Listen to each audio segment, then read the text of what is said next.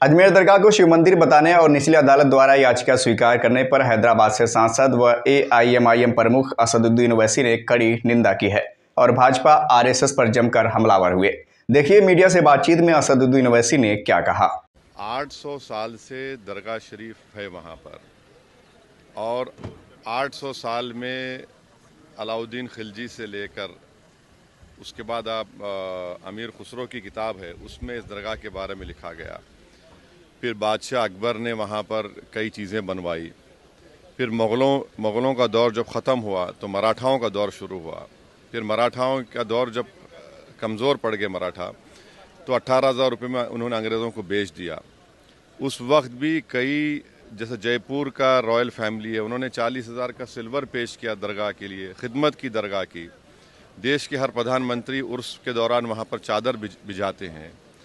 हमारे पड़ोस में जो 2 ममालिक हैं, कंट्रीज़ हैं, उनका ऑफिशियली डेलीगेशन वहाँ पर जाता है। जो इंडियन डायस्पोरा है सारी दुनिया में, वो वहाँ पर अक़ीदत रखते हैं, आते हैं सुल्तान हिंद के पास। आज अचानक आप ये हरकत कर रहे हैं। तो सलीम चिश्ती की दरगाह नहीं है रहमतुल्लाह अलैह की, और ख्वाजा गरीब नवाज की दरगाह नहीं है। कहाँ रुकेगा बताइए। ये प्लेसेस ऑफ वर्शिप एक्ट 91 का क्या होगा? क्या अब डीवाईसी चंद्रचूड़ तो अब तो नहीं है, सीजीआई, क्या उनको अब ख्याल आ रहा है कि अगर वो इसको रोक देते? राम मंदिर के जजमेंट में उन्होंने प्लेस ऑफ वर्शिप एक्ट को, जजेस ने कहा कि ये बेसिक स्ट्रक्चर का हिस्सा है। बाद में सीजीआई ने खामोश हो गए जब चंद्रचूड़ थे। अब चंद्रचूड़ अपने लेगेसी को प्रोटेक्ट करने के लिए हर जगह मीडिया चैनल बैठ कर इंटरव्यू दे रहे हैं। उन्होंने देखा क्या कर दिया उन्होंने। ये आपने देखा संभल में क्या हुआ, 5 लोगों की, मासूम लोगों की मौत हो गई। अब भारत सरकार को पार्टी बनाया गया, मिनिस्ट्री ऑफ माइनॉरिटी अफेयर्स को, एएसआई को। अब नरेंद्र मोदी की सरकार, क्या वो कहेगी जिस पर नरेंद्र मोदी ने अपनी चादर बिछाई है बहैसियत प्रधानमंत्री, कि वो दरगाह है नहीं है? एएसआई क्या बोलेगा? ये पूरा देश को डिस्टेबलाइज करने के लिए, और ये देश के हित में नहीं, हम बार बार आपको कह रहे हैं।